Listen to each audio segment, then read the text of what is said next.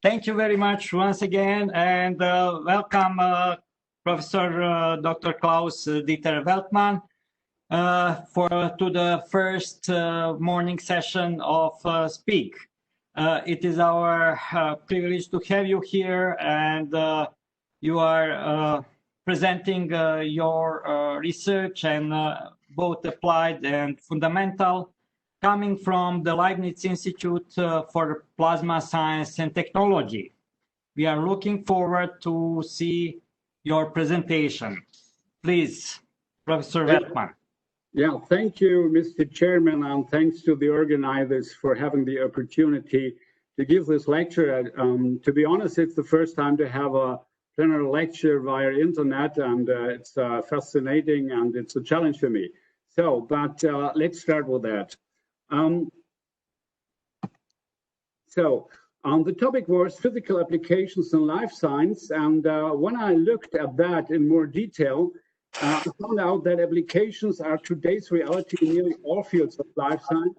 And then it turned out that life science means biology, medicine, biomedicine, pharmacy, chemistry, molecular biology, biophysics, and so on and so on and so on.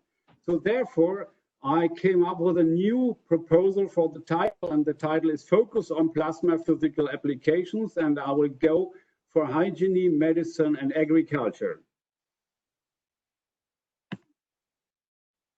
So why does it work or not work?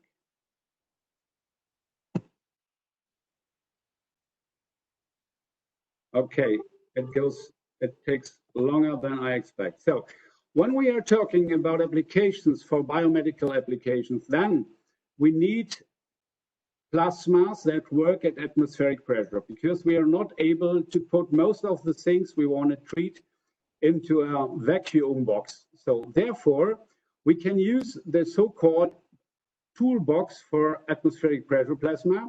And here especially the cold non-thermal plasmas, where the temperature of the ions is much lower than the temperature of the electrons. And especially here, we are going for barrier discharges, coronas, microplasma arrays, and plasma jets. However, for some special applications, also the plasma torch, the arc jet, or the gliding arc are of interest. The atmospheric plasma generation is well known for you, and we have these kind of 6 parameters. The Germans say cocktail to this, the Italians say spaghetti to this, and here we can work with to generate a plasma that fits to the medical or to the clinical or to the indication you want to treat. That means you can mix these kind of 6 parameters to generate the right composition of species, or to use the right part of the radiation. What the atmospheric pressure gives us is a chemical reactivity. This chemical reactivity is necessary to provide chemical reactions at low temperatures, and this without additional catalyst.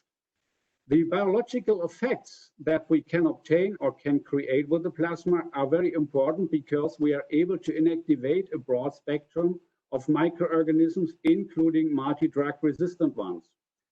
And also we have a stimulation of cell proliferation and angiogenesis, promotion of tissue regeneration and wound healing. The last one is the inactivation of cells by the initialization of a programmed cell death, above all in cancer cells, which is a new field of interest. In general, we have 2 basic principles which are predominantly used in biomedicine, and these principles are, first of all, the dielectric barrier discharge, where we have the volume barrier discharge and the surface barrier discharge, and the second one is a plasma jet.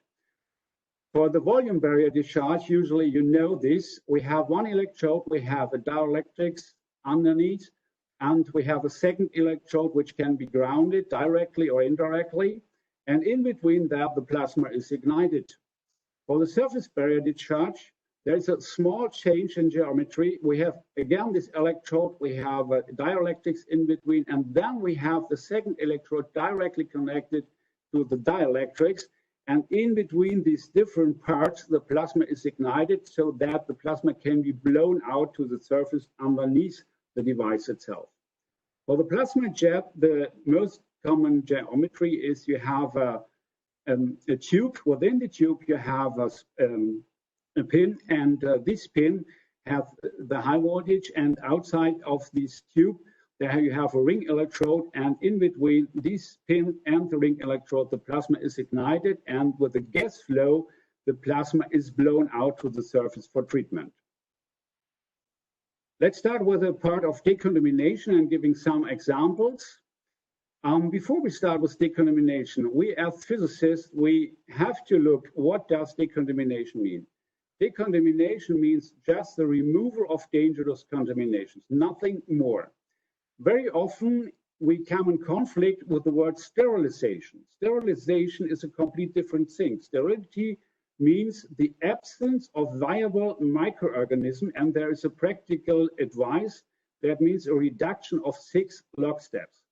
Sterilization is needed if you go to medicine. Sterilization is not needed if you're talking about normal surfaces, which are not in medical doctors' hospitals, or which are dealing with food, for instance. Let's start with a societal challenge, the nosocomial infections. When we go to a hospital, and you all know this probably, there are a lot of places where these kind of infections can occur. We have these kind of touch screens where the germs can sit on. We have the pillow, we have these kind of textiles, we have different materials on these different places, even the doors and the windows and the glasses, all this is different. And on that places, usually different germs or microorganisms are sitting, which are not wanted. So therefore, it's necessary to develop, if you want to do this with plasma instead of kind of liquids, because not in any case liquid is the best choice. We can use plasma devices, and therefore we need devices with a large area treatment. And here we have developed some surface DVDs, and just a brief introduction to that. The target is like this one. We have a grounded electrode as usual, and we have isolated wires as HV electrodes. And the plasma is then ignited around these HV electrodes and is blown out, respectively is normally driven to the target itself. It's looking like this one. Another part is this kind of prototypes, a coplanar dielectric barrier discharge in ceramics. On the one hand side, you have these kind of electrode structures, and on the opposite side of the ceramics, you have the same thing. And if the voltage is applied, then you see the plasma is ignited, and you can use that also for bigger surfaces. Meanwhile, we have produced these kind of ceramics by a length of 1 meter. When we are in this kind of hospital, then we know that during the theater, an operation takes place in the theater, a lot of germs will go into the air. And therefore, the gas stream is important to control, or let's say to clean. Even there, barrier discharges and corona discharges are a choice that can be used. And we have these kind of barrier discharges in a similar geometry. That means usually in the middle of these barrier discharge, you have an electrode with a dielectric coated, and you have outside a grounded electrode. The same is similar is to the corona discharge. With another geometry, which is probably better to handle, you have these kind of flat panels. And again, on the one hand side, you have the one electrode structure, on the opposite side, the other electrode. One is grounded, one is applied high voltage, and then in between the gas can flow, and the gas is treated by bacteria and other things. So with this one, we have built up a mobile plasma reactor for gas and air treatment, and in a little different way. That means we have used this kind of mesh electrode, and in between these mesh electrodes, an isolator plate is placed.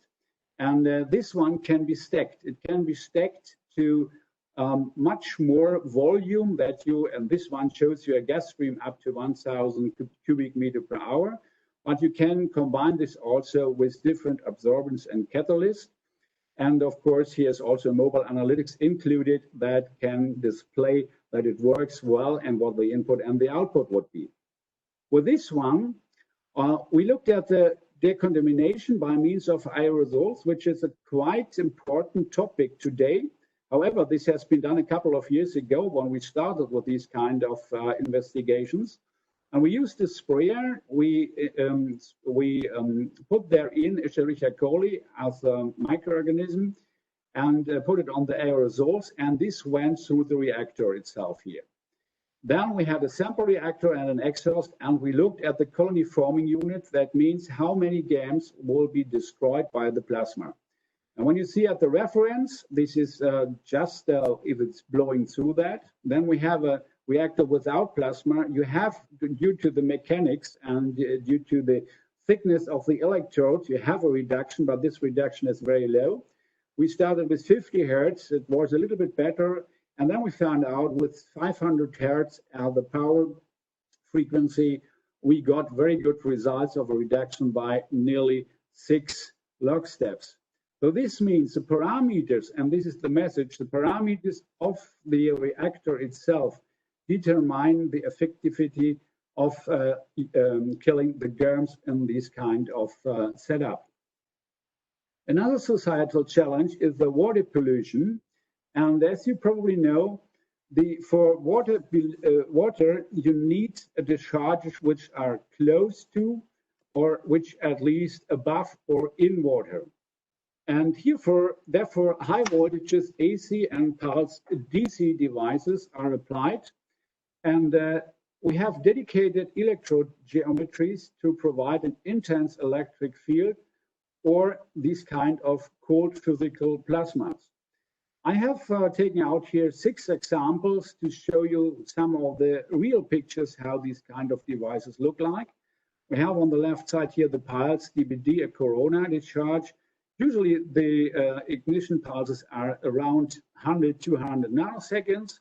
We have this kind of arc discharge. You see here, this is the part of the surface of the liquid. You see the rods where the high voltage is on here over that. And you see here the plasma that is going to the surface directly. And this is used with 15 kV and 30 watt and 50 hertz. We can use the pulse corona where a wire is here inside and outside. We have the kind of isolator with 80 kV. It's possible to have DC ambient air plasma jets, which are submerged in water. That means they are working in water and will be ignited there. We can use these pulse surface corona discharges, and we can also use spark discharges with very, very fast pulses and 20 kV and even more. So what's coming out with this one? We have electrical discharges with and in liquids. And here we can use different principles. One principle is close to the liquid. That means the discharge itself is not in the liquid. Another one, it's above the liquid and the discharge touches the liquid. And the third one is directly in the liquid, the plasma is ignited. And from these basic principles, you can come up to different configurations, basic configurations, which are using a tube, which are using a pin, or even 2 other electrodes. And you can have with that one some variations. So there is a lot of knowledge necessary to find out the optimized geometry for the things you want to treat. I'll give you some examples. For the arc discharge, we have used this kind of principle. And with that arc discharge, you're able to come within a couple of minutes to a good reduction of germs and of residuals within the water itself. We did this as a test with Escherichia coli, Staphylococcus aureus, and others. What you see here is the treatment time on that place, and you see here the colony forming units. And you see after 15 minutes, we can really good see that Aeuginosa is killed, and even Staphylococcus aureus is killed. And this means this plasma works, but you need 15 to 25 minutes to come to 6 log steps.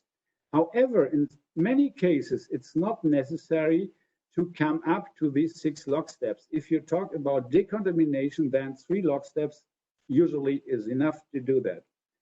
Another example is the pulse DVD corona. It's a special one. You see, you have a water in between, you have an electrode, and this electrode is coated by a barrier. So that means the electrode and the barrier, they are vice versa placed, and the water is going through that. So you have a very good mixture with the water itself.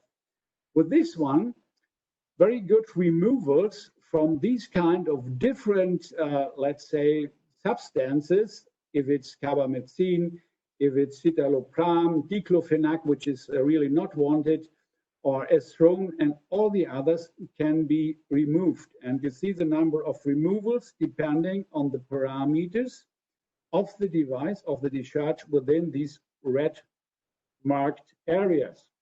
And what you see also is that, again, the parameter of the device are very important to achieve the result. It is not clear in the very beginning if you have a direct dependence on the input power or on the energy or other things. So this has to be found out. Usually experiences are there and you know where you have to go, but you always get a surprise that in some cases you have an optimum where you don't expect the optimum. Another one is a pulse corona discharge. And again, here we use the part where we have inside one, this one, right now you see it, where we have inside a wire and outside the other one. And here we looked for pharmaceutics that usually in hospitals are used, and then you find it in the water outside of the hospital. And with 40,000 discharges or even 80,000 discharges, we came up to a degradation of 99% to 95%. And this for diclofenac or for etinestradiol, which are really not wanted. Another very important and very promising thing is the survival of Legionella pneumonia. Here we could achieve with this kind of device a complete elimination.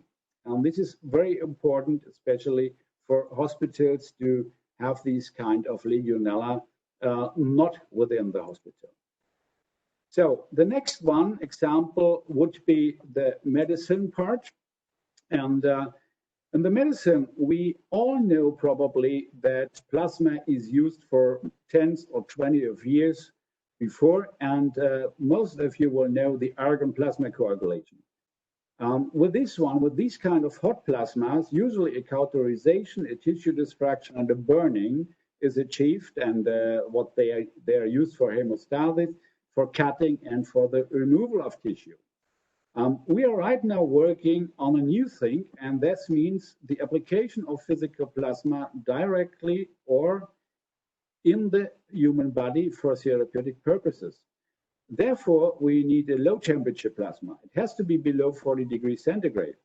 And this at open atmospheric conditions. And we called it cold atmospheric plasma, CAP.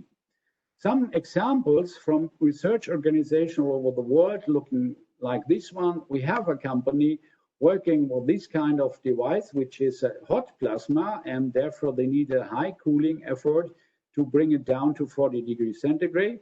Well, these were one of the first ones from the Max Planck Institute in Garching working on the area of plasma medicine. The INP, that means we ourselves, we developed this kind of small device, plasma jet, which is called Kimpan.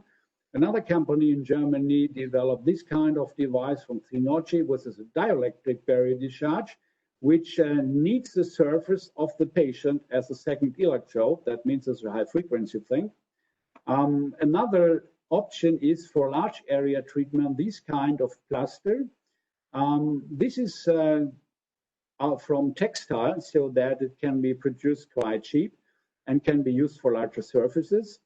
The company TerraPlasma, which is a spin-off from Max Planck, has used this kind of device, a dielectric barrier discharge, which is also battery-driven, that means independent.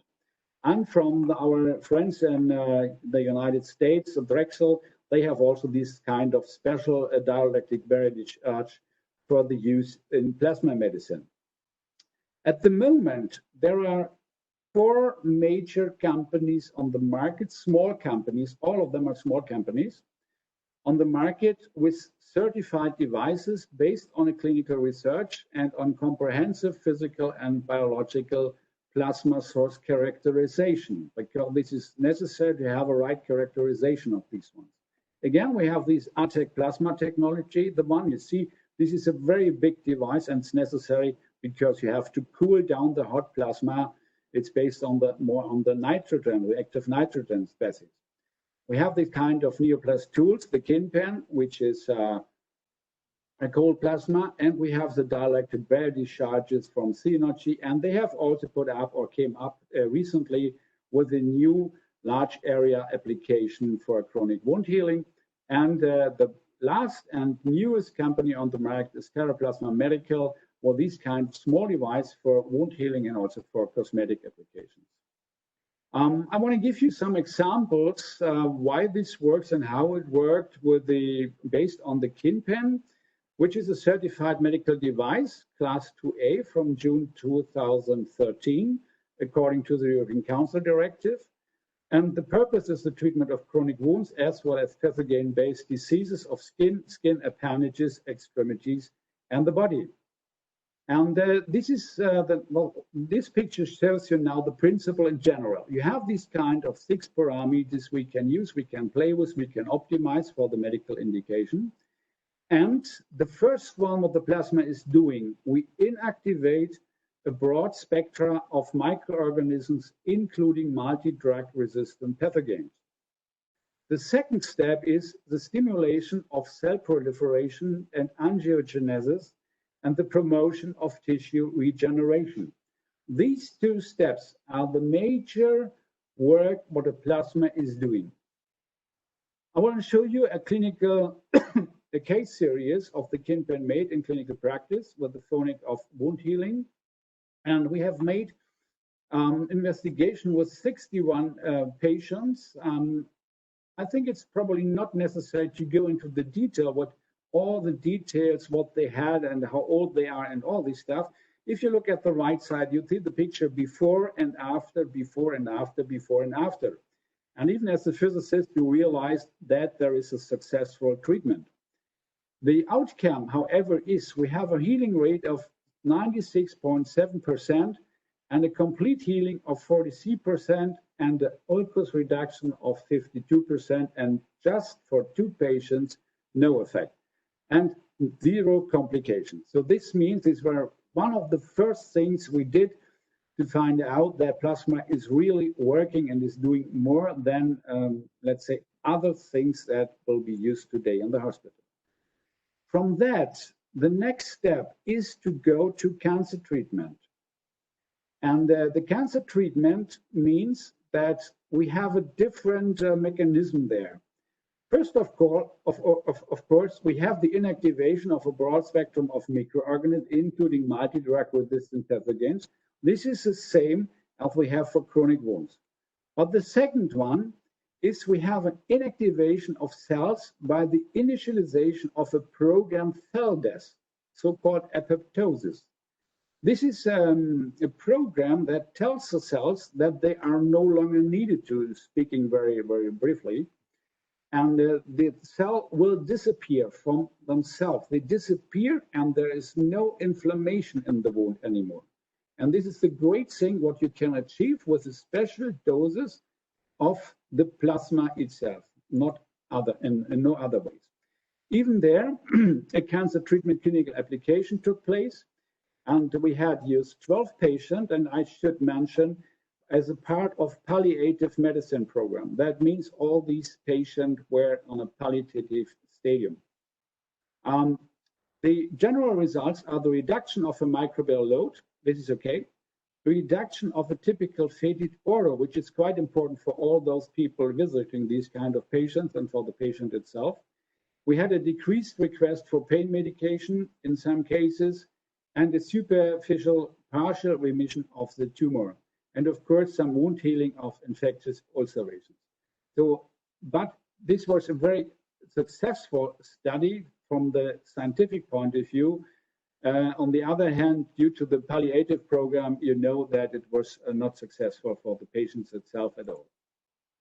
When we're talking about the plasma and the skin and what the effect will be on the human body, then we come to a quite complex system. And the complex system depends not only on complex chemistry and physics, also on different timescales. When we ignite the plasma itself and we look what's generated, we have short living species, long living species, so we are in the range of nanoseconds to microseconds. Then we come to the afterglow, we are in microseconds to milliseconds. And we have these kind of radicals which are causing a certain kind of chemistry that is working. Then we come in the area of liquid because each cell is surrounded by a liquid itself. So first we treat the liquid. And this causes reactions in milliseconds to minutes. This is a chemistry that takes place within the solution. And the cell itself usually answers in seconds to days. That means sometimes it takes days to get the answer of the treatment that we have done. And this is part of biochemistry. Biochemistry is a complex field, and at least the same complexity like plasma physics, what we have in this kind of short-living species. So all this together leads then to the effects we obtain. And especially the reactive oxygen species and nitrogen species in cell physiology have this kind of healing effect. What we are doing with that one, we give a certain stress to the cell, but this stress is similar to that what the cell knows from the today's living.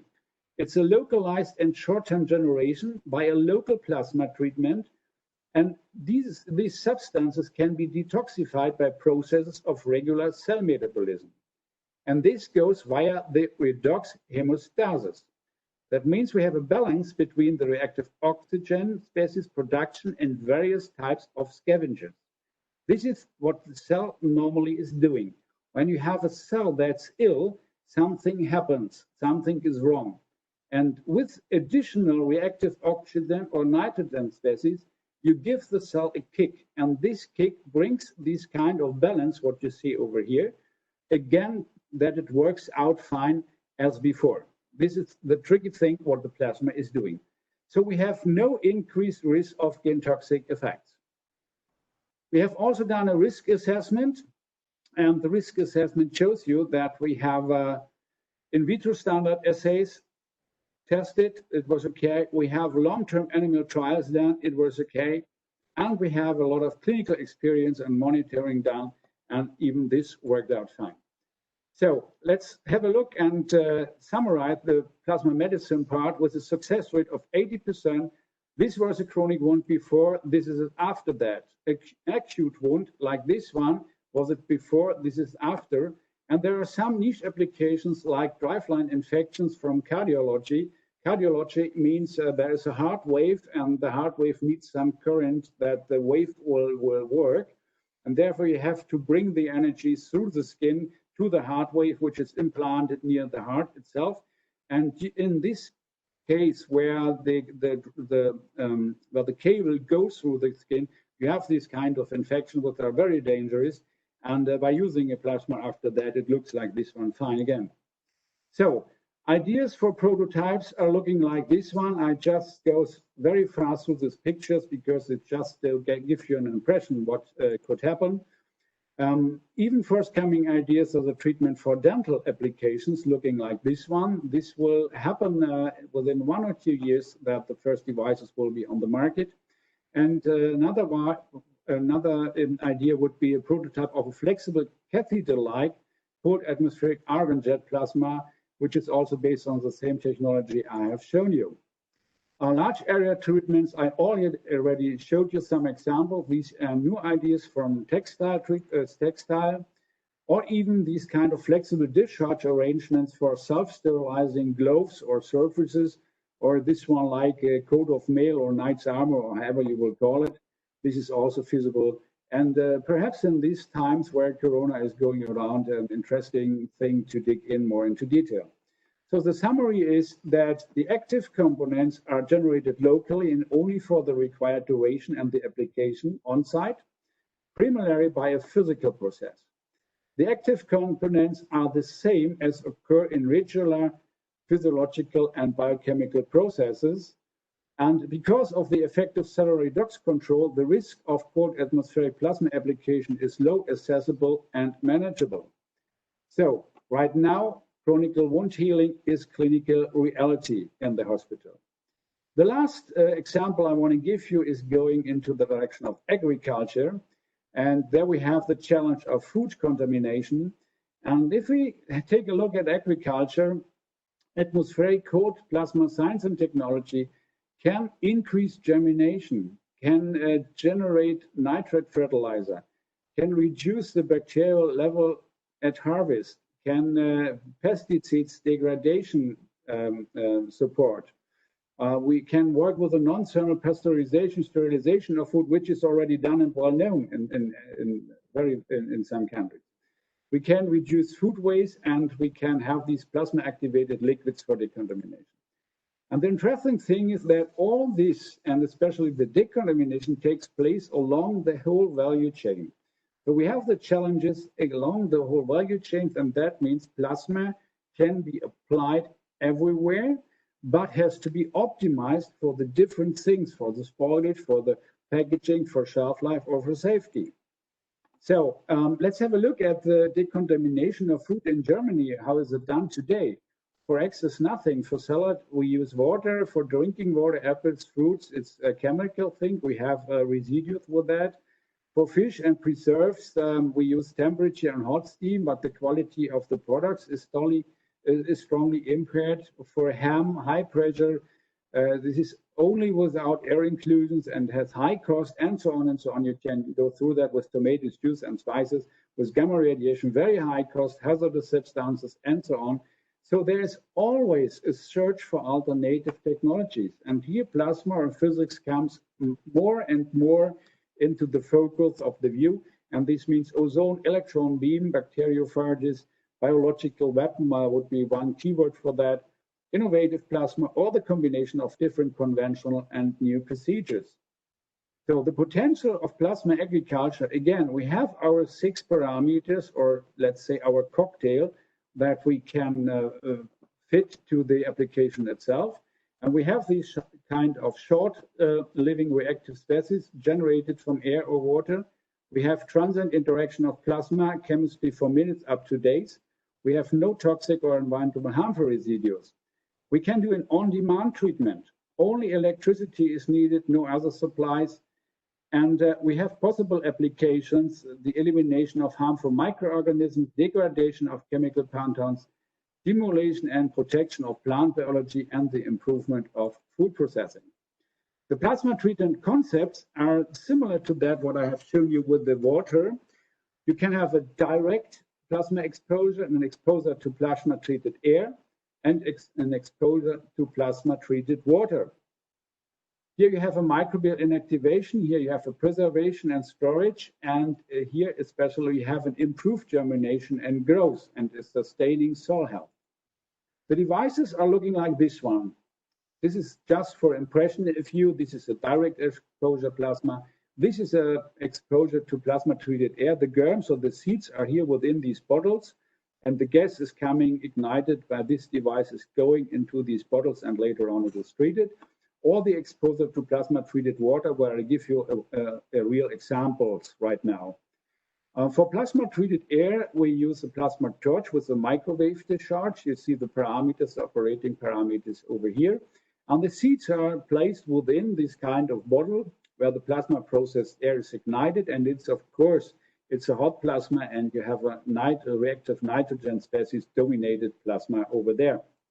And with this one, it's possible to look at these kind of contaminated seeds. And what we have done, reduction factors, you see it over here, for rapeseed, for radish, for carrot, for parsley, for dill and wheat. And we always achieved quite high log steps. That means reductions by factor 10 to 5, 10 to 4, 10 to 5, and so on, without pepper. Pepper was an exception, but this has to do with the structure, with the surface structure of pepper itself. For all others, it could be achieved by 10 to 15 minutes. Even for some microorganisms, On apples, as a result, we see that the treatment with plasma-activated air is successful even within 5 to 15 minutes. We have used these kind of microorganisms, for instance. This is just to show you that it works in general. So I want to go to the last example. I have the auxiliary decontamination unit. What we have developed is this quite huge device for the plasma source and exhaust compressor, cooling, and all this stuff. And I show you how it works together. We have this kind of unit over here. We have the microwave discharge here. We have a so-called intermediate bulk container where the plasma processed air is going into a liquid. And after that, we have a processed liquid pipe where plasma processed water comes out. That means with plasma processed air, we produce plasma processed water, and this one is used then for the treatment. This one has been done in a real factory. You see here the chain where the lattice will be washed. And what you see over here, you have a pre-burst cutting, which is over here. Then you have a pre-rinsing, a pre-washing, a main washing, and a post-rinsing. The parameters you see over here, typical parameters for microwave discharges, and what they are using here regarding the water, amount of water. And if we look at the results, we start with the beginning, that is the feedstock. We have 0 reduction factor, and this is the curve for the plasma. And this is the main mesh with curve, what they realize without the plasma. And what you see over here, we have an inactivation up to 2 log steps for fresh cut salad. That's possible.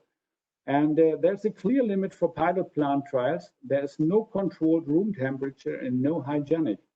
And therefore, with no controlled room temperature, no hygienic, you will not come up to 3, 4, 5, or 6 log steps.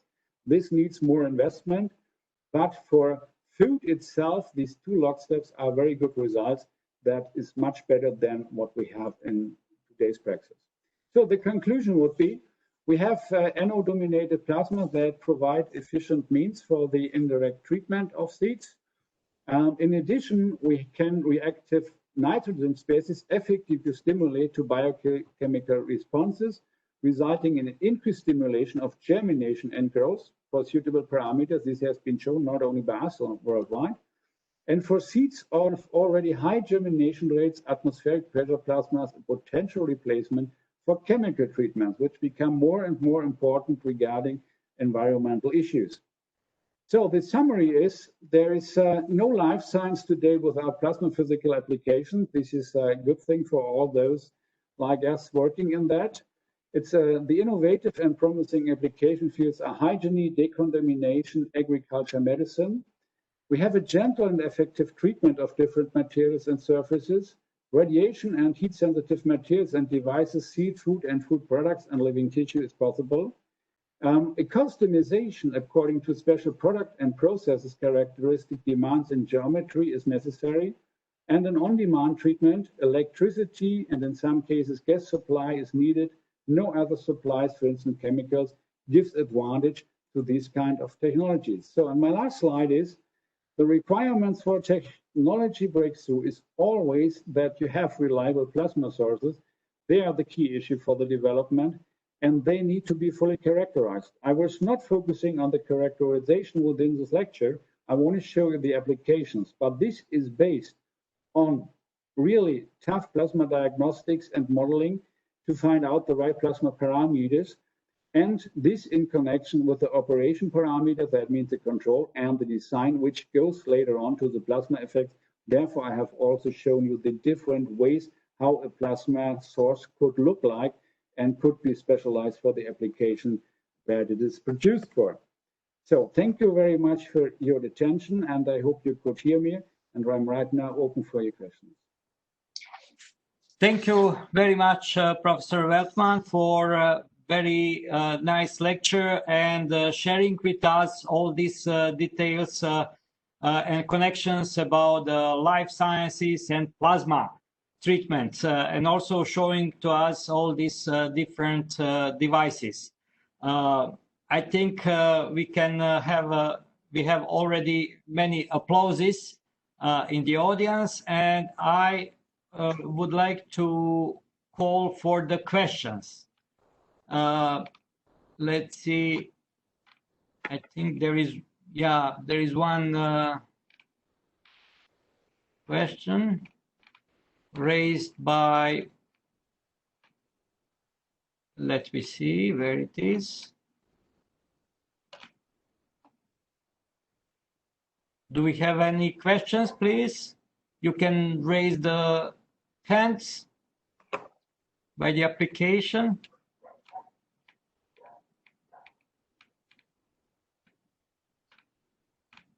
Well, okay, I will ask some. Actually, two questions. You are talking about inactivation rather than removal or some other terms using. What really does it mean for cells and microorganisms? And the other question is, does your institute has any role in the testing of medical devices, or that is for another authority in Germany? Yeah, okay. Thank you very much for the question. I try to answer that very briefly. Inactivation instead of removal.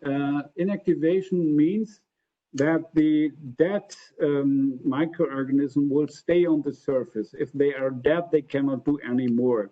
This is for decontamination enough. That means for food processing, you can use that. It's not necessary to remove them. If you are going to medical application, then the removal is necessary because also the residuals can later on have an effect on, let's say, on the cells itself. So this is sterilization. For sterilization, you have to remove that. That means to wash, to clean, to however you get them from the surface, and they are not anymore connected with the cells where they are sitting on or with the surface where they are sitting on. For inactivation, it doesn't matter. It is just that's dead, that nothing happens. This would be the answer for the first question. I go to the second, and then you might go back to first or second if the answer was not enough. The role of testing for medical devices, what we did is we are allowed to develop a device until a prototype. A prototype is close to reality, but it's not reality. So this means what we can do and what we are doing is we are doing all the necessary tests to be nearly sure that this device will later on tested by pass the test positive by an authority that is from the European Union or from the country like Serbia, like Germany, like the Netherlands, Russia, or whatever. So we are not allowed to give the final allowance or the final, let's say, the final agreement that this is a medical device. So therefore, you need authorities that are controlled by the government. This is not possible by us at the research institute, but we can work close to that to be sure when you are running into the tests, which are quite expensive, and you need a clinical trial and all this stuff, what's coming on then, that this will happen in a positive manner, and then you save a lot of money for them. Okay, thank you very much. I do not see any other questions, and thanks once again. We have one question. There is one. Okay. I have a question. Yes, please. As one of the panelists, sorry. Thank you. Maybe you haven't missed me. Professor Weltman, thank you so much for this inspiring lecture. This was really great to see that all the things that we are doing here could have such a wide application. I was just wondering, I'm definitely not in the field. I'm doing astrophysics and plasma in space, but I was just wondering, are you doing the tests which are basically controlling whether the material you are applying this process are receiving any sort of change? For example, you see some change in the food when it's applied, or does it go in that direction as well? So is the material that you apply these tools is affected in any way, in a negative way, basically? This is the most important for the food, I guess. Yes, you are completely right. Thanks for this very nice question. When you want to have the permission to have the device in the market, you need to show up that the surface is not changed or that the properties are not changed. And especially this is in the area of food, a big challenge, because we have in our first test, we found out that, of course, we have killed all the germs and all the microorganisms on the surface. This was fine. But the color of, let's say, of the apple changed a little bit, and the smell was a little bit different.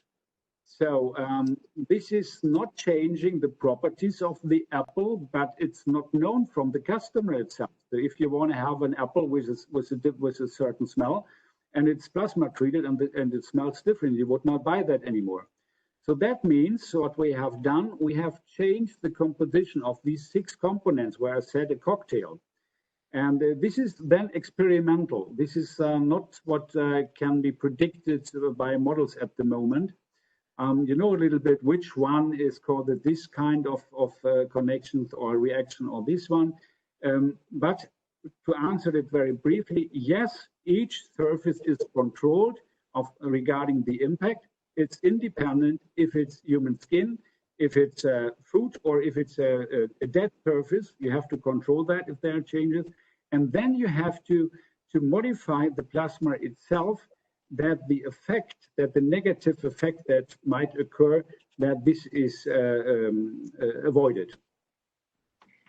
Okay, thank you once again. And we have to move to another lecture that is going to be presented by Professor Nigel Mason from University Kent. He's head of School of Physics. Hello, Professor Mason, are you there? I'm here, and I hope on the screen you're seeing a shared screen. Okay, great. We can hear you and see you very well, and also see your presentation. Good. You all know Professor Mason, so no need to present him more. He's just to say he's one member of our advisory committee of Spig and a long-standing friend of the Spig.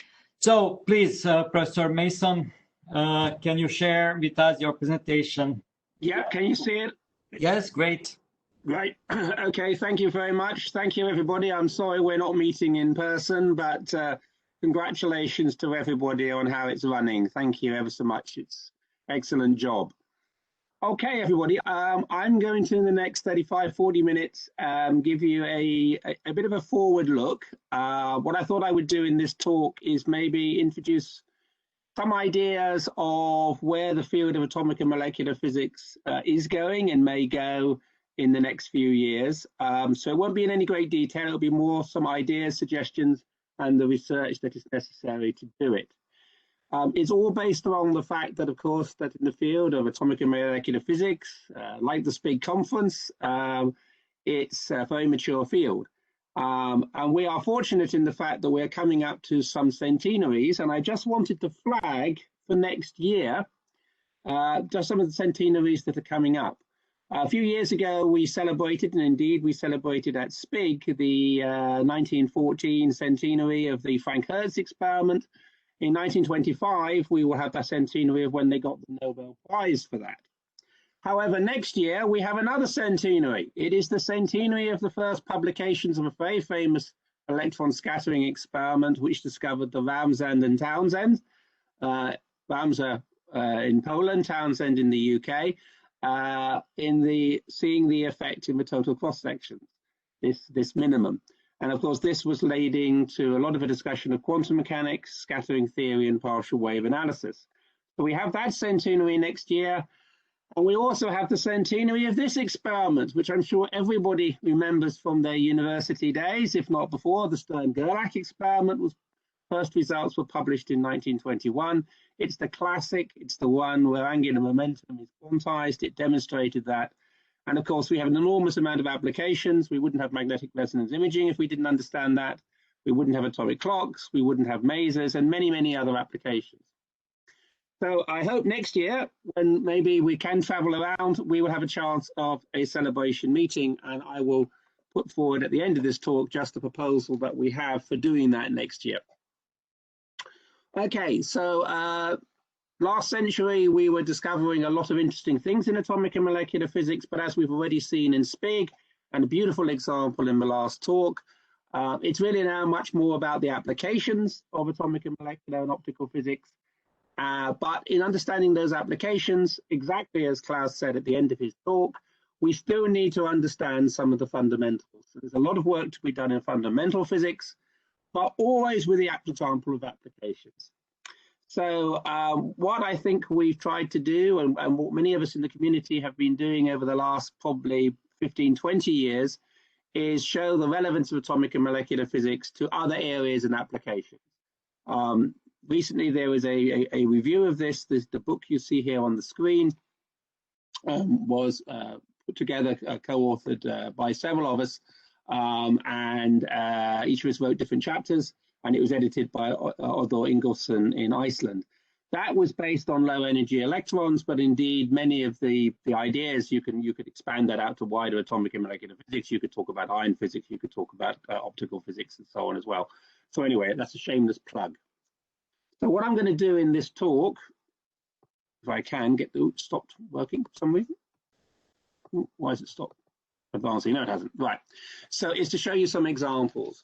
Now, the first one was plasma technologies. I didn't want to go into huge amounts of detail on that because we've had several talks about it, but very notably from Klaus on the left-hand side here of the picture, you can see exactly what he's just been talking about, the plasma medicine treatment. I'd just like to summarize what I still think are the challenges in plasma physics. These are still the things that experimentalists and theoreticians need to do.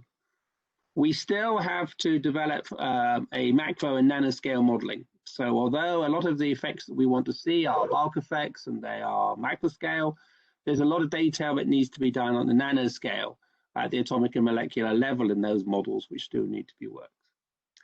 The second area I think that we need to do a lot of work on, and again we've had a very lovely example in the last talk, is plasma surface interactions, including liquids. And I'll come back to liquids maybe a little bit later. But also there are fundamental studies which we still don't really get the quantifiable data. And those of you who are listening to Jean-Paul's talk yesterday morning about this time in the oxygen plasmas, we still really don't have very good experimental methods or reliable methods for looking at neutral dissociation, which is critical in all plasmas. So this is particularly to the ground state. So how do we detect those unexcited ground state species? There have been attempts to do it, as was shown yesterday, cavity ring down and spectroscopy, etc. But for many atomic species which we can generate and other species that we generate in their ground states, OH for example, we still don't really have very good reliable experimental data.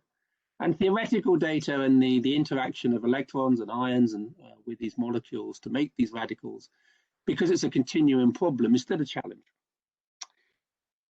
In all the plasmas which we've talked about, but particularly atmospheric plasmas, we have many other species involved. We have particularly metastable, again, lovely example yesterday from Jean-Paul talking about atomic oxygen, metastable and excited states. They are vitally important because they drive the fifth problem, which is the plasma chemistry. And so essentially, as we talk about plasma physics, we really are becoming plasma chemists because actually it's the chemistry that drive all the processes which we've heard about in other talks. So I think one of the most exciting areas, however, is just what we've heard about. I'm not going to talk about it anymore because I knew Klaus would do an excellent job. But these plasma discharges and medical applications, I think, is a really exciting area. And I think the area you saw at the end there with the spin out into plasma agriculture, which has become a topic in the last decade, is a classic example. But as Klaus said at the end, you can do it by trial and error. And indeed, sometimes you have to. So his example in the discussion where, for example, we have no way of modeling taste. And I always remember that when we did some experiments some years ago with raspberries, we were told that if ever we wanted to take this into the supermarket, the thing would be, would they pass the taste test? And I asked, how do you do that? And they said, well, we have experts who taste them, and they have to taste 90% the same after treatment as before. I thought that'd actually be a wonderful job. I'd quite like to be a raspberry taster or something. But it sets the problem. We can't model that. So there is a matter of trial and error. But indeed, otherwise, looking at what species are most important, how they survive from the gas phase above the liquid into the liquid, those are all things that we have to do experimentally. But the example I wanted to pick from these areas of plasmas, atmospheric pressure plasmas, and plasmas in liquids is what about clusters? We tend to talk about single atoms and molecules, but indeed in most atmospheric discharges, these molecules are not on their own. The water is clustered. And this is therefore means that the whole processing that you do changes depending on the conditions that you're in, and most particularly on the factor of humidity. So you can take your plasma device to Saudi Arabia, where it might be quite dry and you may run it, or you may take it to, say, Southeast Asia, where the humidity might be close to 100%. The device will work differently because of clusters of that. We've done a few experiments a few years ago, and I do think there's probably an opportunity here for people to do more. We worked with Haydn. All of you will know Haydn. It was a very simple experiment. We used a point electrode, point surface electrode, and we basically ran gases close to the input to a quadrupole and looked inside the quadrupole to see what we got as a function of discharge parameters, but particularly water, the humidity. And this is just in basic air. And what you can see here, and you can either run this in a positive ion mode or a negative ion mode. I like negative ions, but it doesn't really matter. Is you see here that every single anion that we saw in the spectrometer was clustered. They were all clustered with water, and you can see here just that richness. So the question really for us was, how are these clusters formed? What do they play a role in? How do they affect the subsequent chemistry in the plasma? And you'll see a rich number. So you've got the CO3, you've got O2, you've got my favorite molecule, ozone. A lot of ozone's made in atmospheric pressure discharges. You can smell it, so you know it's there, etc. And these clusters have obviously got to be formed by some kind of three-body interactions. That's why they are particularly strong in atmospheric pressure plasmas, where you've got the third body M to make these. So anions cluster to water molecules basically easily. But we don't really know enough about the physical formation of these clusters, how they depend upon energy, how they depend upon temperature, how they depend upon concentration. So I just wanted to flag up an area that as we move into this area of using plasmas in the environment, there are other factors of the environment we have to take into account. And as I say, humidity is a particular one. And indeed, people who now sell ozonizers around the world do actually know, subsequently to work that was done 10, 15 years ago by our community, particularly in Switzerland, know that these machines come with a warning. They will tell you how much ozone they will make, but they will always do it as a caveat. It depends on dry air and the humidity of the gas and so on you're putting into it. But these are the questions that we still have. What are the reaction rates of these clusters? Indeed, what's the cross-section for the formation of such clusters, positive or negative? How stable are these clusters as a function of temperature, either of the air or the surface they hit? So we need to do all these experiments as a function of humidity and as a function of temperature. And I think that's one of the areas that perhaps is still to me underplayed. Moving on, however, to plasma etching of other things. Of course, the main area of plasma etching plasmas and the biggest industry in the world using plasmas is still the plasma etching industry of making these computer chips. And we all know how it works. We all do a very complicated series of methodologies with the plasma etching to get down to these nanometer scale structures, 50 nanometers, etc. And it's an incredible piece of technology. But we've still got big problems. And one of the biggest problems that's been around now for more than a decade is the fact that still many of the gases that are used to do that etching, these feedstock gases, are not good for the environment. They're mainly fluorinated or hydrogenated compounds. They're bad for the ozone layer, and they are very strong global warming gases. And starting about 2002, 2003, there have been several experimental programs, mainly in the US and Japan and in Korea, to look for replacements. But it hasn't proven to be easy. The finding replacement stock other gases and building what people call the virtual factory. That's actually building models to decide whether it will do the job you want before you invest in putting it into a company, into the factory, has proven to be very difficult.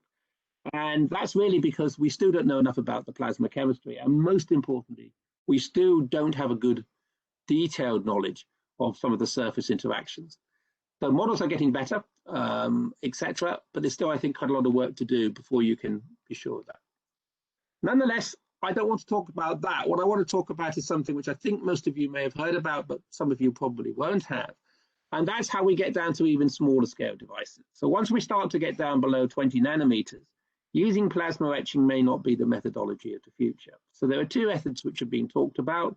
One is using ultraviolet light, actually EUV light.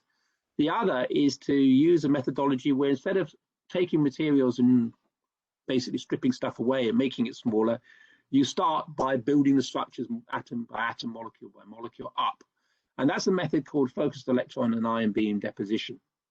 And it works basically on a principle that's shown here on the right.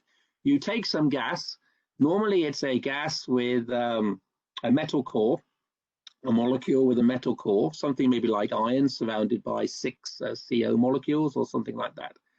And you're using the electron or the ion beam to strip away the ligands so that you're left just with the pure atoms sitting on the surface. Maybe iron, maybe gold, maybe something else. And then you build your structures up from the surface. So you build your nanostructures up from the surface. You tend to use high energy electron beams, partly because you need to have a very highly collimated beam, so you need to have high energy beams. For that, we're talking about KeV electrons. But what we know is the fact that actually a lot of the chemistry, a lot of the physics is generated not by the primary electrons, but by the fact that you produce a load of secondary electrons.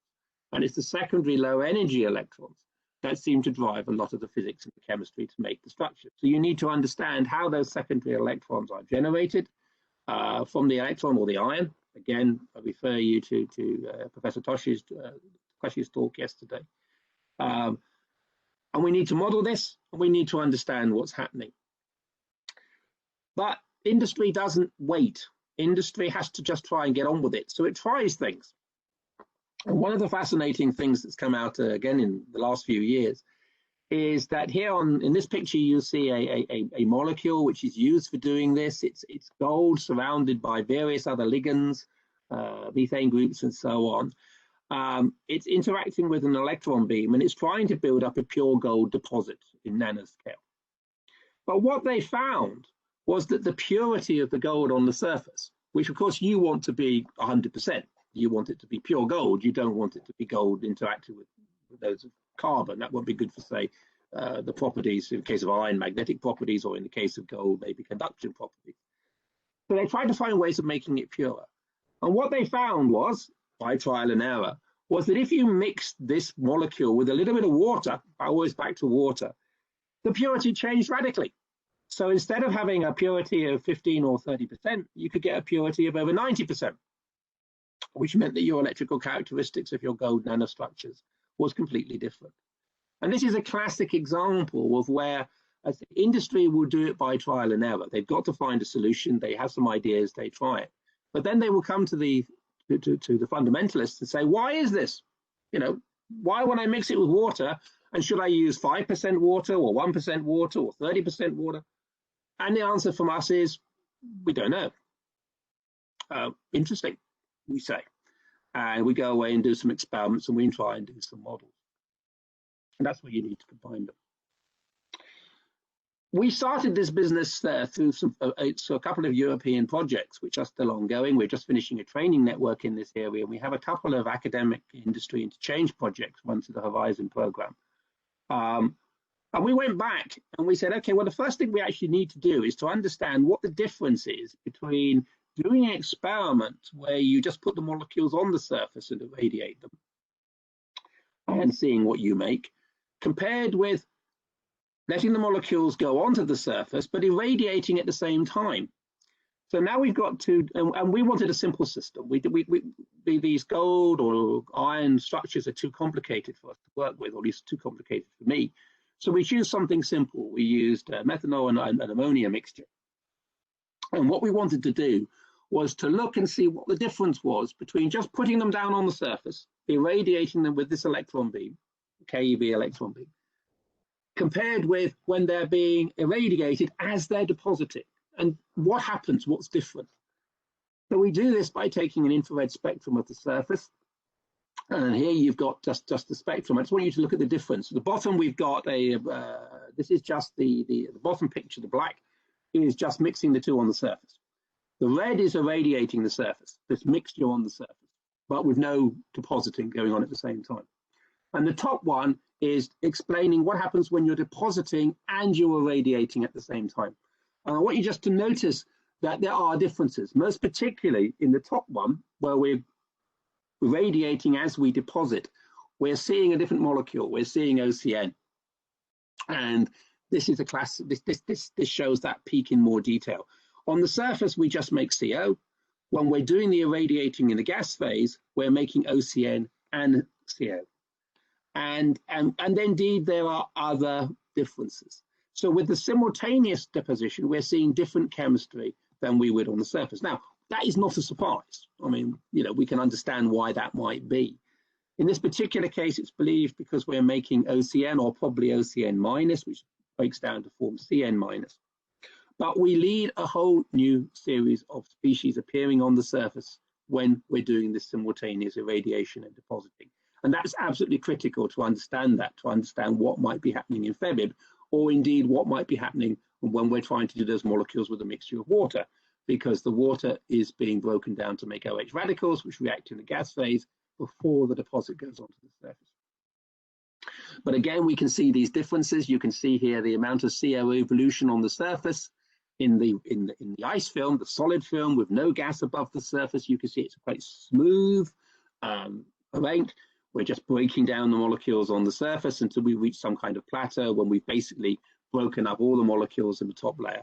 But in the gas phase, when we've got the gas phase, you can see it's a much more complicated structure. We've got some different structures. It looks very different.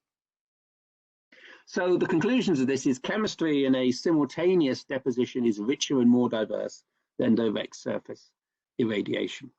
And this must be due to the fact that we've got a radical-induced chemistry being produced because we're making the radicals above the surface. They have a chance to interact in the gas phase, but they also have a chance to interact with the surface. But you can't predict what's going to happen. We can't be too confident and just think that we know what's going to happen and say that's one of our big conclusions of this. And it's a bit of a frustrating for the people in the industry because they want us to say, should we do this? Should we do that? Should we mix the gases with A? Should we mix them with B? The answer at the moment is we don't know. We don't understand the full details of the processes that are underpinning it. And that's why you have to continue to do fundamental science. So that's my first example of applications where we need to couple together fundamental studies with real applications. I'm now going to pick out another one which is close to my heart, which is the role of atomic and molecular physics in our understanding our universe and the search for life. And I want to share with you an experiment, which I think, again, most of you have heard about, but I was involved in at my former university, the Open University, and that is the Rosetta mission. Now, the Rosetta space mission, a European-led space mission, it was quite unique. Its aim was to take a set of instruments, basically, to a comet, and not only circulate the comet and see what was in the comet and the tail of the comet, but actually land on the comet and find what was there. And so it is the most complete detailed study of a comet ever attempted. I'm pleased to say that there is a follow-up mission called Comet Encounter, which we are working on now, which is going to be even more ambitious. We're going to launch a spacecraft. We're going to sit it outside in a Lagrangian point, and we're going to wait until we see a comet coming, which is interesting. And then we're going to go to it, land on it, or let's say land on it or fly through it, so we can pick the comet. In the case of Rosetta, we had to decide many years in advance which one we wanted. Then we had to delay launch, so we had to find another one. But the fascinating thing is, and there's still debate, I have to be honest with you, there is a debate amongst the various teams that built the various instruments of exactly how many molecules have been detected. Some are perhaps a little bit more optimistic than others. Nonetheless, whatever way we look about it, we have a huge number of molecules which have been found in the comet atmosphere, if you like, and on the cometary surface. And this is now known as the cometary zoo. And these are all the molecules that people believe may have been seen. As I say, some of them perhaps maybe a little bit more speculative than others, and there's a lot of work going on. But just look at the range of molecules that you've got there. Nobody really expected that type of complexity. We have to explain that. The other thing which is very interesting was that many of us, and again, if you've been to previous Spigs, you've heard me and others talk about it, talk about astrochemistry. We've always felt that electrons somehow, because they play an important role in nearly everything on Earth, would play an important role in space.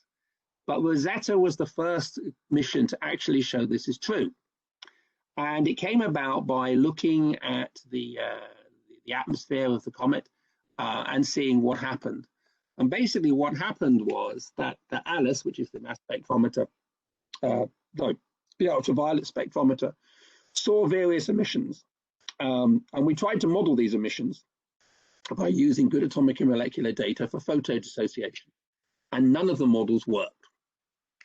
So then a person called Dennis Bodovitz, who came from our community, he did his PhD in atomic and molecular physics in the Netherlands, then went to the States and got into the NASA program. He said, well, what happens if the photons ionize the water and the CO2 and produce electrons? And so he put electron impact dissociation data in the model. And it works. And it only works if you've got electrons. So this was very exciting for us because it means we got the first evidence of actually seeing an electron-driven process in the space environment. And it couples ultraviolet and electron processing to produce molecular synthesis. And that's a very exciting thing for all of us involved in this area. But we still got the problem that we've got to explain how we made some of those big molecules, some of those amino acids and sugars which have been found. How do we make them? And this is a wider problem. And this is a wider problem that we have, is the fact that the pressure in the interstellar medium, where we look for these molecules, where basically the planets and the comets and so on are made, and it's very rich in chemistry. We have over 200 molecules there. But the pressure in these regions is very low, so gas phase reactions shouldn't happen. And the temperatures are too low. So again, no activation barriers. Well, we know the solution to that, or at least we think we know the solution. In fact, it's a surface chemistry experiment. And the surface chemistry experiment basically works on this principle, that when you have a star forming and star process, you get dust. That's the basic reaction of end of a star. You produce these tiny dust particles made of carbon and silicon. They sit out there in these dark clouds, obscuring the light of the stars. Hang on a second. Sorry, my daughter's just here. Hang on.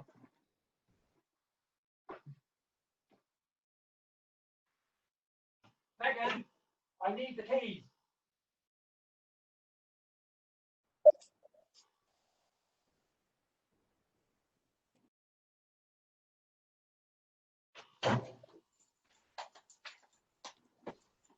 Okay. Sorry, apologies. My daughter's, I'm on my own here, just with my daughter, and she's gone out, but she was taking the keys with her. I can't actually then go out of the house. So that's one of the problems of being in lockdown, right? Okay. Doesn't happen in the lab. So let me continue. Apologies for that. Good. Right, so we have these dust grains that are sitting there in this very cold area, and they basically build up slowly an icy mantle.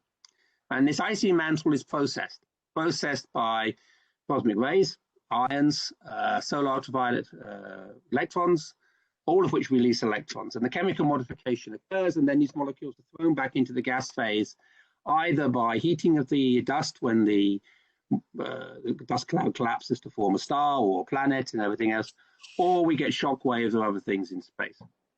So we've been trying to see whether you can basically make these complicated molecules on these sort of icy surfaces by these irradiation processes. And the answer to that, of course, is yes, we can. We can make lots of these molecules that we want. We can make things like ethylene glycol. We can make things like methyl formate, we can make formamide, etc. And all of these have been seen in space. So we know that we can make them by these processes. The problem is we don't really know what all the routes and all the mechanisms that do it. So we're trying to develop that, and we recently have started a new set of experiments, not very far from Bratislava, from Belgrade, which is in Atomki in Debrecen, where we are trying to set up a beamline, an accelerator, Tanditron, where we can use ions to irradiate these surfaces, as well as electrons and photons. And the reason for doing that is a next space mission which Europe's involved in called JUICE. The JUICE is a mission to go to the icy moons of Jupiter.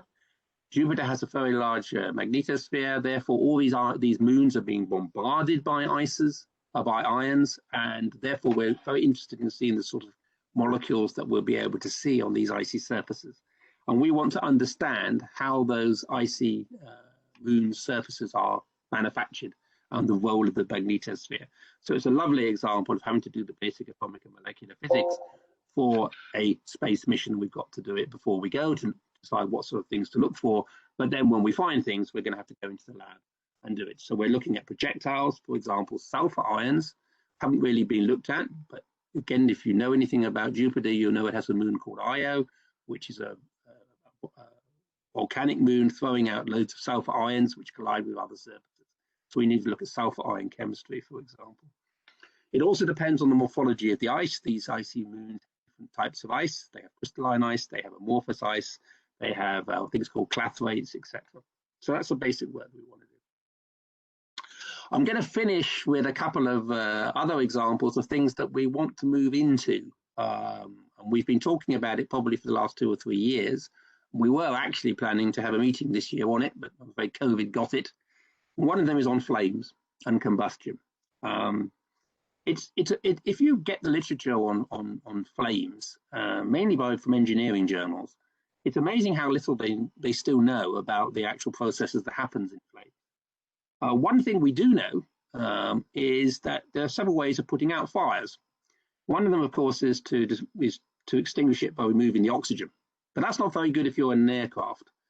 You can solve the problem of the fire in the cockpit, but you kill everybody by taking away their oxygen.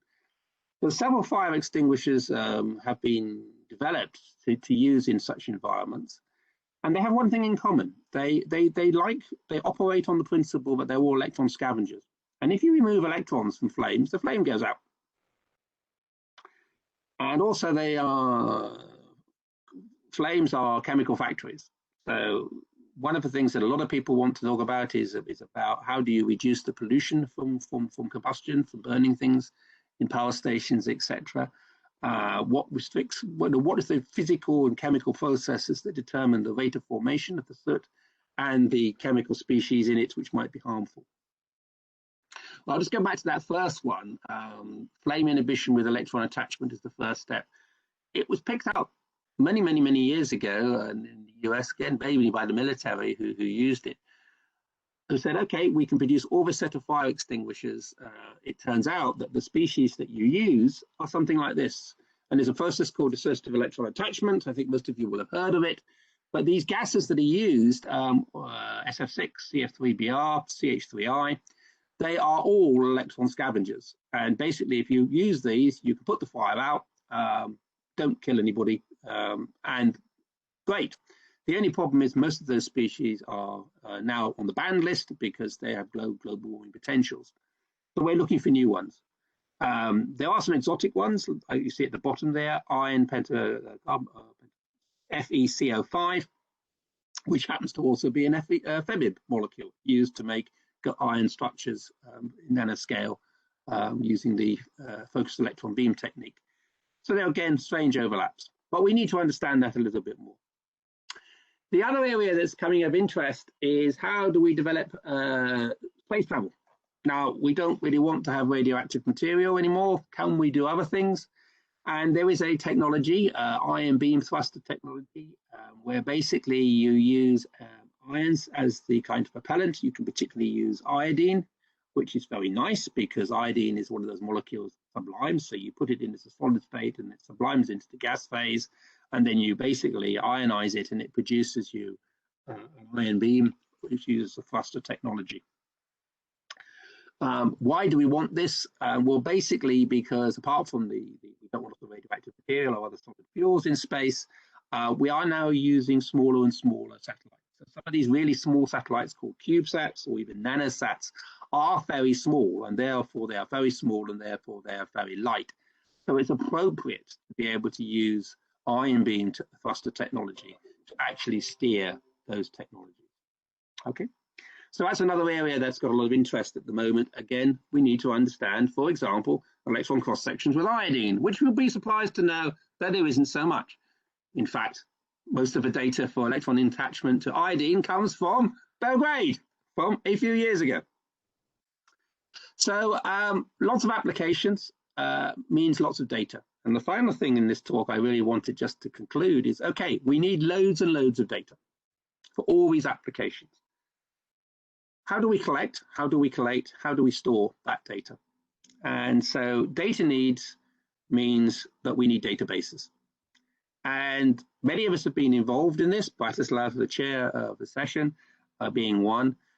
I've been thinking for a decade or more about this problem, that one of the biggest problems we have in cross-referencing models, for example, is people all use different data. So sometimes the variations in the models aren't due to the basic physics, they're due to the fact that we just use different data sets. So we need to have a way of cross-referencing those data and choosing, if you like, which data to use.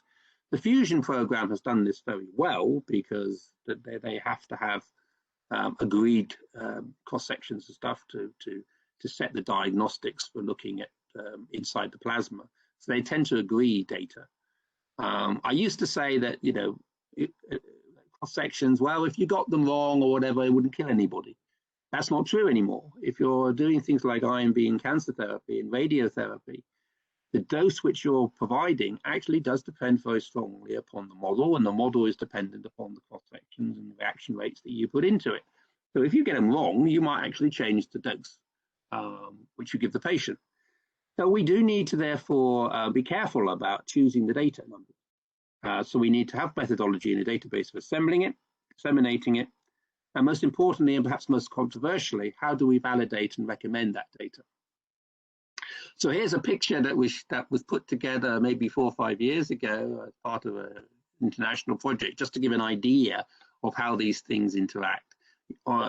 In the top left-hand corner, you've got many of us who we provide ourselves with the data providers. We do experiments, we do theory.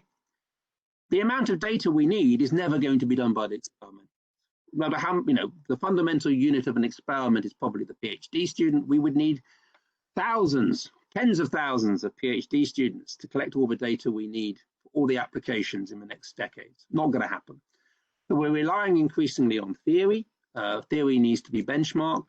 We need simple theoretical methods that can be run quickly and efficiently, but still give us data of the right errors or right uncertainties for the models. Then on the top right, you've got all the data users, many of which, again, we've heard, and Spig is very good at bringing those together. Environmental physicists, the medical ones, as Klaus has just talked about, the astrophysics community. But neither of those two are really going to work unless we have the thing at the bottom, which is the data center, which has to do the compilation, the evaluation, the dissemination. And we've got several data networks being produced around the world. It's not very sexy science. You know, you don't get Nobel Prizes producing databases, but you actually need them.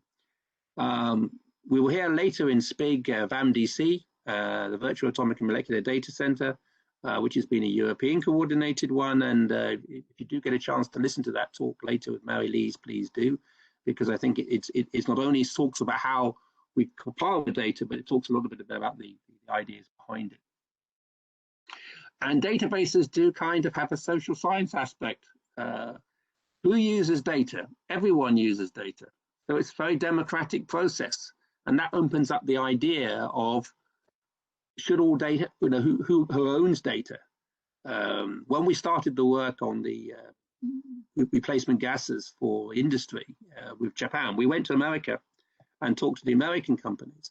The American companies were quite prepared to give us money, but they came with restrictions. And they said, well, we want you to measure these cross sections, but you can't publish them for 5 years. We want the rights. That's not very good. If you've got a PhD student doing the work, he can't publish anything, etc. So there's some debate about openness of data. Anyone can produce data, but it must be in the open access way. But then comes to the last part, who selects and recommends the data? And this is very controversial. I would argue that the people that need to do this are basically experts from the community. You can't choose data if you don't understand how it was taken. I don't understand all the, why theoretical method A is better or worse than theoretical method B. And I certainly know that my theoretical colleagues can't choose between one experiment and another experiment because they don't understand necessarily the limitations of the experiment, which the experimentalists know. We have to have the debate about control, whether it's open or closed. And we all have biases. When we select the data, we will be biased in which sort of data we like. It might just literally come down to the fact that we know Professor X over Dr. Y, and we kind of think his experiments are better, but we don't. It's a gut feeling, etc. Yeah, nearly finished. So then we have to look at the interoperability between the data sets. They've got to be interoperable. If they're not, they're no point. So we've got to conform or die. The data acquisition, as I say, the power of a data provider versus the data compiler, who gets the data and put them together. And we need to say this conformity. We need to understand errors. And indeed, one of the things that's come out is to try and get an idea that even theoreticians, when they produce the data, need to discuss the relevance and the uncertainties. Which brings us to a big debate about big data and Big Brother. Then we need tools to search these databases, and this brings us into the whole area of artificial intelligence. There are indeed the first papers now using AI to try and generate cross-sections by comparing and contrasting sets of data and then extrapolating from them using AI. The problem with that is that then that has the loss of a human choice and judgment. You get to the system says, the computer says, therefore it must be right, whereas we know often it isn't. So my final conclusion, I hope in this talk, has been to show that the areas that we work in and that Spig has covered for 30 years, looking at various aspects of atomic, molecular, plasma, physics and chemistry, is still needed. There's still an awful lot of stuff that needs to be done. There's an awful lot of experiments that need to be done, but for many cases, we also have to realize we'll never do enough experiments. There will have to be theory. We need lots of theory and we need lots of model. So we still need to understand phenomena and we need to model them. And we still need to then have a way of putting all that data that we get together into databases. And that's my final slide. So I hope that's been useful, Batislav. And if people want to have questions, I'm more than happy to answer. Thank you very much, Professor Mason, for sharing with us all this. And apologize for the interruption from the daughter, who's now gone out. She's 14 and she's off to see her boyfriend, so don't ask me. Yeah, okay, it is fine. We deducted a couple of minutes from your speech. Okay, now the session is open for questions. Let's see if there are any raised hands. I will definitely put the comment for WebEx that as a chair I cannot see immediately because there are almost 65 participants. Okay, being a head of School of Physics and being deeply involved in this atomic molecular physics and also spreading your interest to all these fields, let's modestly say, which Spig covers, from basic collisions to interactions with surfaces, plasma, different plasma processes, astrophysics and astrophysical plasmas. I would raise the question, how we should teach our students about the atomic molecular physics. It's technical thing and a practical thing. Any people are industries asking for specialized students and bachelors, but what about the fundamentals? Can you elaborate? Yeah, it's a very good point, and it's a very interesting topic, particularly in the UK at the moment, where we have a government that wants to invest in science, but investment comes with strings, and it is very strongly linked to economic growth and support. I think the argument that I would have about teaching it is as you say, most people will be applying it in some way. So I think there are kind of two things that I think about students personally. One is I think the students must continue to be open-minded, and they must be able to see a bigger picture. And I think one of the problems with PhDs often is that we get students to become very narrow in their focus. They become an expert in a very small part of something. And I often find that when I'm doing PhD vivas, that they can answer the questions on how they applied the theory or how they did the experiment. The problem comes when you ask them to look up a little bit about how they can apply it, or even just, if they change a particular parameter, what might happen. So I think it's an onus is on us as teachers, if you like, to make sure that students see what they're doing within wider concept. A company, and we work with several companies, and what they say when they're interviewing for students is they're not really interested in what PhD exactly they did, because they're not going to hire them to do exactly what they did in their PhD. What they want them to know is how they go about doing a challenge. So they want them to be broad enough in the knowledge to know that if they haven't got an answer, they know how to go about finding the answer. So, for example, they'd know where to go and look in atomic and molecular physics. Or they would have this idea of being able to understand the problem and think about how the different bits of physics or chemistry might come together. And that's quite hard. But often you'll find, particularly with small companies, who an investment of a scientist with a PhD is a big sum of money. What they're looking for is somebody who can think more generally. And I still think that one of the problems that we have too much is that we tend to think we teach in our disciplines. I run a school which has basically physics, chemistry, and forensic science. Getting them to actually think that they actually link together. I've just started in the last 2 years to start to look at things in forensic science because of the people I've got. There's an awful lot of atomic and molecular physics in forensic science. An awful lot of the methods that they're developing for basically doing analytical chemistry, which is basically what a lot of forensic science is based on atomic and molecular physics. Okay. Thank you very much. And you just can finish with this last slide. Yeah, I just wanted to say that what we're hoping to do, we've had plans for a while, and we were sort of planning originally to sort of think about doing it this year in the next few weeks. Obviously, it's cancelled. We are planning to bring people together for a meeting to celebrate those celebrations now for next year, the centenary. We also have a dissociative electron attachment club, which some of you know about. That was supposed to be held this year. That's now being postponed. So we are at the moment, COVID permitting, planning to have a meeting basically based around the topic of new frontiers, bringing people together from different disciplines to do exactly what I've just said, get people to see how their area applies to different areas, but also to take the opportunity to see how the fundamental science, the electron scattering and the quantization and spin has led through to application. So keep your eyes out for that. And as I say, some of you came to a conference we ran in Malta some years ago, more than a decade ago now. So keep your eyes out for that and contact me if you want to come. Okay, thank you once again to Professor Veltman and Professor Mason for this nice plenary lectures. And now it's a coffee break, and I call you all to reconvene at 11 o'clock CET. Thank you. Bye-bye. Thank you.